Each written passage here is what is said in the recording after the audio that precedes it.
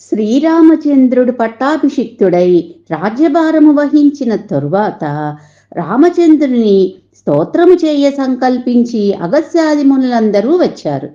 ఆ సందర్భమున రావణ కుంభకర్ణులు మరియు ఇంద్రజిత్తు మొదలగు రాక్షసులందరినీ సంహరించి లోకములకు ఆనందము కలిగించిరని ప్రశంసించగా, ఆ సమయమున రావణ సంహారము కంటే ఇంద్రజిత్తును చంపుట చాలా కష్టసాధ్యమని మహర్షి చెప్పుచుండగా, శ్రీరామచంద్రుడు అత్యంత పరాక్రమ గల రాక్షసుల యొక్క పుట్టుకను గూర్చి ప్రశ్నించగా అగస్త్య మహాముని ఈ విధముగా చెప్పారు.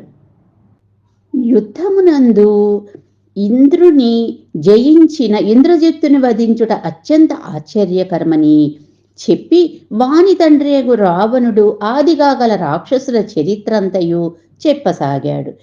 పూర్వము కృతయుగమున బ్రహ్మమానస పుత్రుడు పులస్త్యుడను ఒక బ్రహ్మర్షి ఉన్నారు. అతడు ఇంతవాడని చెప్ప ఎవరికీ సాధ్యము కాదు. ఆయన దేవతలకెల్లా ప్రియుడై సాధుగుణములు అనేకము కలవాడై ధర్మ ప్రవర్తన విడువక సంచరించుచు తృణబిందుడు అని ఒక రాజర్షి ఏర్పరచుకొనిన ఒక ఆశ్రమమునందు వేద అధ్యయనము చేయుచు తపస్సు చేయుచున్న సమయాన అచటికి గల దేవకన్యలు, నాగకన్యలు, రాజకన్యలు చిత్ర విచిత్రముగా పాడుచు వీణ మీటుటు సంచరించుచుండగా పులుస్సుని ఏకాగ్రతకు భంగము కలిగింది. ఆయన కోపించి, ఇక నుండి ఏ స్త్రీ అయినా నన్ను ఈ ఆశ్రయమందు చూడవచ్చునో ఆమె గర్భిణి అగుగాక అని శపించారు. అప్పటి నుండి స్త్రీలందరూ ఆయన శాపానికి భయపడి అచడికి ఎవరూ రావటం లేదు. ఆ శాపమును వినని తృణబిందువు యొక్క కూతురు అచటకు రాగా ఆమెకు గర్భచిహ్నాలు కానవచ్చాయి. అప్పుడు ఆమె ఇదేమని దిగులు పడుచుండగా తన తండ్రి ఆశ్రమమునకు వెళ్ళి తాను ఏ పాపము చేయలేదు, నిరపరాధిని అని వివరించగా, ఆ రాజర్షి తన యోగ దృష్టితో విషయమును తెలుసుకొని ఆమెను తీసుకొని పులస్సుని వద్దకు వెళ్ళి ఆమె యొక్క నిర్దోషిత్వాన్ని వివరించి ఆమెను భిక్షగా గైకొనమని అనేక విధాలుగా ప్రార్థించాడు. అప్పుడు పులస్త్యుడు ఆమె నిరపరాధని గ్రహించగా తృణబిందుడు ఆమెను అక్కడే వదిలివేసి తన ఆశ్రమానికి వెళ్ళిపోయాడు. ఆమె పులస్సునికి అనేక విధాలుగా సేవ చేయుచుండగా ఆమె నడవడిని చూచి సంతోషించి ఒక వరం ఇచ్చేదని చెప్పి, నాతో సమానుడగు గొప్ప గుణములు కల కొడుకును త్వరలో కనెదవు అని వరమిచ్చాడు. అతను పౌలస్త్యుడు అని పేరును పొంది మన ఇరువురి వంశమును ఉద్ధరించి ఈ లోకమునందు విశ్రవసుడు అను నామముతో ప్రసిద్ధి పొందునని చెప్పగా, కొంతకాలము తర్వాత సర్వ విద్యలు నేర్చినవాడు, తండ్రితో సమానుడగు, వేదములను తెలిసిన వాడగు విశ్రవసుడు జన్మించాడు.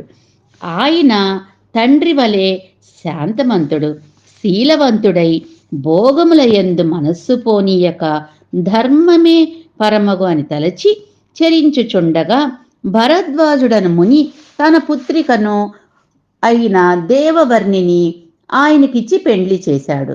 వారిరువురికి ఒక కుమారుడు జన్మించాడు. వానికి వైశ్రవణుడు అనగా కుబేరుడని పేరు పెట్టారు. అతడు యక్షులకు నియమవంతుడై తన సంపద కలిగి ధర్మమునందే చరించాడు. ఈ ప్రకారము 1000 సంవత్సరాలు ఘోరమైన తపస్సు చేయగా బ్రహ్మ వచ్చి ఆయనతో నీవు ఋషిపుత్రుని వలె ఉండకము అని చెప్పి వానిని ఉత్తర దిశయందు ఉండి పాలన చెయ్యమని ఆదేశించాడు. సూర్యునితో సమానమైన ఒక దివ్య విమానాన్ని ఇచ్చాడు. బ్రహ్మ తన లోకానికి వెళ్ళాడు. ఆయన వెళ్ళిపోయిన తరువాత వైశ్రవణుడు తన తండ్రిని దర్శించుకొని తాను బ్రహ్మ నుండి పొందిన వరములు తెలిపి ఆయనను తన వాసస్థానమును చెప్పమని ప్రార్థించగా, ఆయన దక్షిణ సముద్రమునందు త్రికూటమను పర్వతము, హిమాలయములందు కైలాసము వలె ప్రకాశిస్తా ఉంది. దాని యందు అందమైన లంకను పట్టణము ఉన్నది. దానిని పూర్వము విశ్వకర్మ రాక్షసులు కాపురం చేయటానికి నిర్మించాడు. కావున నీవు అందు రాక్షసులతో నివసించమని చెప్పెను. ఆ లంక పూర్వము బంగారు ప్రాకారాలు కలిగి మిక్కిలి శోభతో ప్రకాశించుచుండగా అచటి రాక్షసులు విష్ణువునకు భయపడి అందు ఉండక రసాతలమునకు పోయినారు. ఇప్పుడు ఆ లంకకు ప్రభువు ఎవ్వరూ లేరు, దిక్కులేక ఉన్నది. దోషము లేనిదగు ఆ లంకకు నీవు వెళ్ళి అందు నివసింపుమని చెప్పాడు. అప్పుడు రామచంద్రుడు అగస్త్యుని చూచి ఆశ్చర్యముతో రావణుని ముందు కూడా రాక్షసులకు నివాస స్థలముగా ఉన్నదని తెలుసుకొని ఆశ్చర్యపడి దాని చరిత్రను చెప్పమని కోరాడు. అప్పుడు పూర్వ వృత్తాంతమంతయు ఈ విధంగా చెప్పాడు. బ్రహ్మదేవుడు తాను రాత్రివేళ కమలనందు నిద్రించుచున్న సమయంలో జలములను రక్షించుటకై కొన్ని ప్రాణులను సృష్టించగా వారు మమ్మేల సృష్టించావని అడిగారు. మీరు జలములను రక్షింపవలయును అని చెప్పి వారిని 2 విధాలుగా విభజించాడు. ఆకలి కొనిన వారిని రాక్షసులని, ఆకలి లేని వారిని యక్షులుగాను విభజించాడు.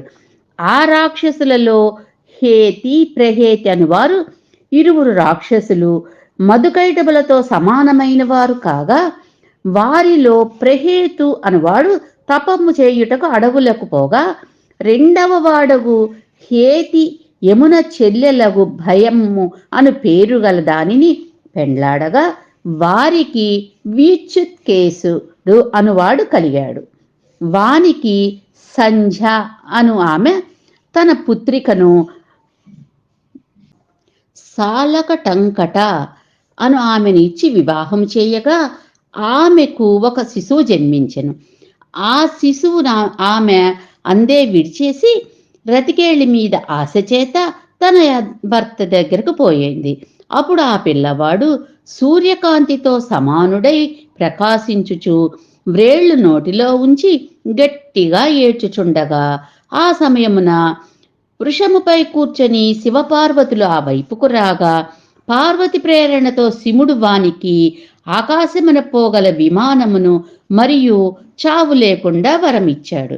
అప్పుడు పార్వతీదేవి రాక్షస స్త్రీలు ఈ విధముగా క్రూరముగా శిశువుల యందు ప్రవర్తించుచున్నారని తెలిసి వారికి గర్భము ధరించిన వెంటనే నెలలు నిండి ప్రసవించగా ఆ బిడ్డలకు అప్పుడే వయసు వచ్చునని అనగా పెద్దవారగునని వరమిచ్చింది. శివుడి యొక్క దయను పొందినవాడగా శిశువు సుకేశుడు అని పేరు కలిగి ఆకాశమున విమానములో సంచరించుచు ధర్మమునందు ఆసక్తి కలవాడై ఉండగా ఒక గంధర్వుడు తన యొక్క కుమార్తెను దేవవతి అనే ఆమెని ఆయనకిచ్చి వివాహం చేశాడు. ఆ దంపతులకు 3 కొడుకులు. మాల్యవంతుడు, సుమాలి, మాలి అని పేరు గల మిక్కిలి బలవంతులకు రాక్షసులు జన్మించారు. వారు తమ తండ్రి తపస్సు చేసి వరములు సంపాదించి ఐశ్వర్యవంతుడయ్యాడని తెలుసుకున్నారు.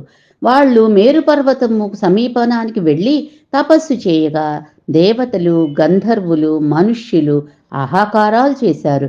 అప్పుడు బ్రహ్మదేవుడు వారి దగ్గరికి వెళ్ళి ఏమి కోరికలు కావాలని ప్రశ్నించగా వారిని మీకు నెరవేర్చగలనని చెప్పారు.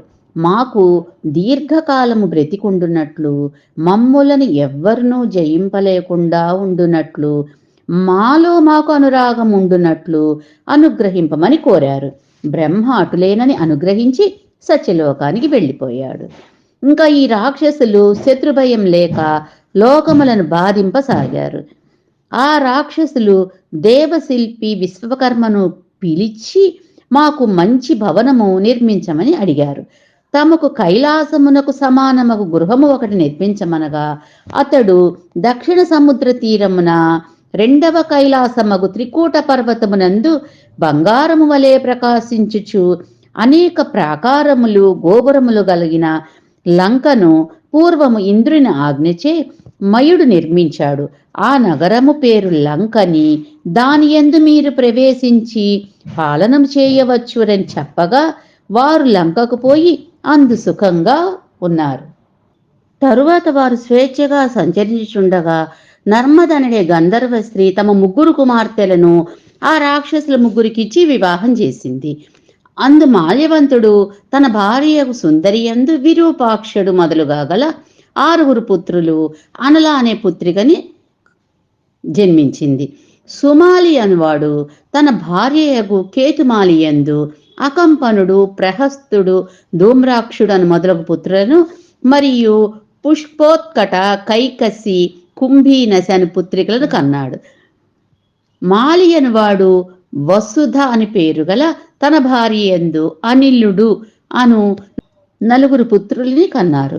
వీరే తరువాత విభీషణకు మంత్రులయ్యారు. ఈ విధముగా వారి వంశం వృద్ధి అయింది. ఈ రాక్షస వీరులు వారి వారి పుత్రులతో కూడి గర్వించి బ్రహ్మవరములు కలవని విజృంభించి ఋషులను దేవతలను కొట్టి బాధించుచున్నారు. దేవతలు మునులు వారు పెట్టడి బాధలు సహింపలేక శివుని వద్దకు వెళ్ళి సుకేసుని కుమారుడు తమను బాధించి కీడుల పాలు చేయుచున్నాడు, మమ్ము రక్షింపమని కోరారు.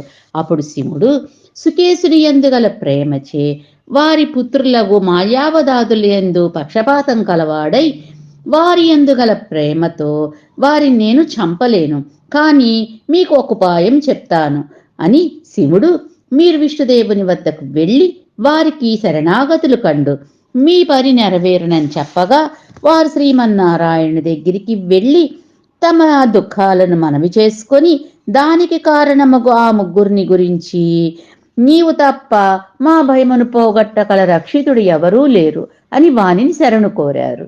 అప్పుడు విష్ణుదేవుడు ఆ మాల్యావదాదులను నేను ఎరుంగుదును, వారు తమ శక్తి సామర్థ్యములు ఏమాత్రము బ్రహ్మరుద్రాదుల వరములు తమను ఎంతవరకు కాపాడగలనో అని ఆలోచింపక గర్వముచే విజృంభించి తిరుగుచున్నారు, నేను వారిను చంపెదను అని చెప్పగానే దేవతలు సంతోషించి వారి వారి స్థలాలకు వెళ్ళిపోయారు.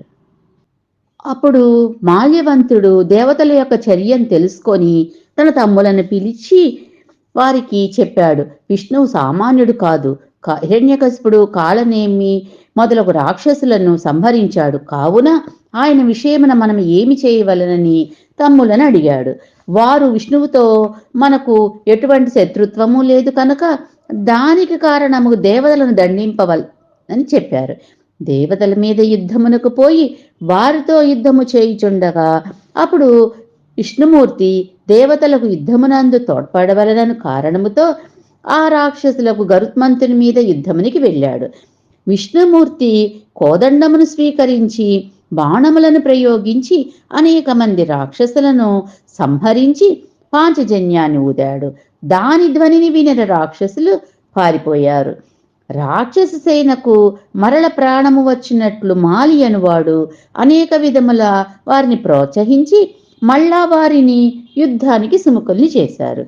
ఈ రాక్షసులందరూ యుద్ధము చేయుచుండగా విష్ణుమూర్తి అనేక మంది రాక్షసులను సంహరించి తన చక్రము వేయగా అది మాలి యొక్క శిరస్సును ఖండించగా దేవతలందరూ సంతోషించారు.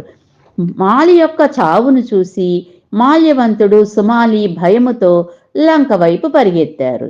అప్పుడు మాల్యవంతుడు విష్ణువుతో యుద్ధము నుండి పారిపోవుచున్న మా సైనికులను చంపుట అధర్మమని వాదన చేశాడు. విష్ణుదేవుడు తనను ఆశ్రయించిన దేవతల కొరకు మరియు వారి రక్షణము కొరకు ఈ విధముగా చేశానని చెప్పగా మాల్యవంతుడు తన ఒక శక్తిని తీసుకొని ఆయన మీద ప్రయోగించాడు. బలవంతుడైన విష్ణుమూర్తి ఆ శక్తిని తీసుకొని మరల మాల్యవంతుని మీద ప్రయోగించాడు. దానిచే వాడు పీడింపబడగా మాల్యవంతుడు సుమాలి తమ సైన్యాన్ని తీసుకొని మహావిష్ణువుని ఎదిరించలేక తమ సైన్యముతో లంకకి వెళ్ళిపోయారు. ఈ మాల్యవంతుడు మొదలగు వారు సాలకటంకులు అనబడెదురు. రాముని చేతి యందు మరణించిన రావణాసురుడు మొదలగు వారిని పౌలస్సులు అందురు. సుకేసుని వంశము వారిని సాలకటంకులు అంటారు. మాల్యావదాదులు పరాజితులయ్యి లంకయందు ఉండుట అపాయమని తల్చారు. పాతాళానికి వెళ్ళి దాని నివాసంగా చేసుకుని అక్కడే ఉండసాగారు. కొంతకాలం తరువాత సుమాలి తన కూతురగు కైకేసితో, నీవు లక్ష్మీదేవి వంటి దానవు, నీకు వివాహం చేయుటకు పాతాళమునందు వరుడు ఎవరూ దొరకలేదు. భూలోకమందు వరుని వెతకగలమని చెప్పి భూలోకమునకు వచ్చి వెదుకుచు ఆమెతో లోగడ తాను చూసిన సుందరాకారుడు మరల ఐశ్వర్యవంతుడగు కుబేరుని వంటి వారిని నీవు వరించుమని చెప్పాడు. అప్పుడు నీవు పోయి విశ్రవస్త్రుడను మునిని వరించుము. ఆయన దయతో కుబేరుని వంటి వారిని నీకు పుత్రులుగా ప్రసాదించగలరు అని చెప్పాడు. కైకసి విశ్రవసుడి ఆశ్రమానికి వెళ్ళి అతడ నిలబడి ఉండగా విశ్రవసుడు నీవేలా వచ్చితివని అడగగా ఆమె, నా తండ్రి ఆజ్ఞ ప్రకారము నిన్ను చూడవచ్చితినని కామదృష్టితో వానిని చూచుచుండగా ఆయన తన యోగ దృష్టితో ఆమె యొక్క కోరికను గ్రహించి, నీవు నా వలన కొడుకులను కనవలయనే వచ్చావు. ఇది క్రూరవేళ, తమోగుణ సంపన్నుడకు శివుడు విహరించు సమయము అని చెప్పాడు. కానీ ఆమె ఊరుకోక వానితో సంభోగమునకు సిద్ధపడి రమించిద తర్వాత దాని వలన నీకు తమోగుణ సంపన్నుడగు రావణాసురుడని పుత్రుడు కలుగుతాడని చెప్పాడు. తరువాత మరల వారికి ఒక పుత్రుడు కలుగగా వానికి కుంభకర్ణుడని నామాన్ని ఉంచారు. విశ్రవస్సువు నీ కైకసి వివాహము చేసుకుండగానే ఇద్దరు పుత్రులు క్రూరులైనటువంటి రాక్షసులు పుట్టగా ఆమె చింతించి మంచి గుణములు గల మూడవ పుత్రుని ప్రసాదించమని కోరగా అప్పుడు విశ్రవసుడు తనలాంటి ధర్మాత్ముడు మరియు బుద్ధిమంతుడు గల విభీషణ్ణి ప్రసాదించాడు. విశ్రవసుని ఆశ్రమమునందు రావణాదులు పెరిగి పెద్దవారైన పిమ్మట ఒకనాడు కుబేరుడు వచ్చి తన తండ్రికి నమస్కారము చేసి వెడలుచుండగా కైకసి చూసి రావణాసురునితో కుబేరుని యొక్క మహిమను, ఆయన సంపదను గురించి పొగిడింది. రావణాసురుడు తన తల్లితో, నేను కుబేరుని కంటే ఎక్కువ వైభవము కలవాడగుదనని చెప్పి తన తమ్ములతో కూడి పెద్ద తపస్సు సాగించగా బ్రహ్మ ప్రత్యక్షము కాగా రావణాసురుడు తనకు మానవులు తప్ప ఏ ప్రాణి చైతను మరణము లేని విధముగా వరమును పొందగా, అటులనే కుంభకర్ణుడు బ్రహ్మ ప్రేరణ చే సరస్వతీదేవి ఆయన ముఖము నుండి నిద్ర అను దానిని మిగతా వరములతో పాటు కోరగా బ్రహ్మవాణిని ఇచ్చాడు. అటులనే విభీషణుడు బ్రహ్మను తన మనస్సు ఎప్పుడునూ ధర్మమునందే నిలువవలనని, తనకు ఎవ్వరూ నేర్పకయే బ్రహ్మాశ్రము లభించవలని కోరాడు. బ్రహ్మవానికి అటులనే అని దానితో పాటు అమరత్వాన్ని కూడా ఇచ్చాడు.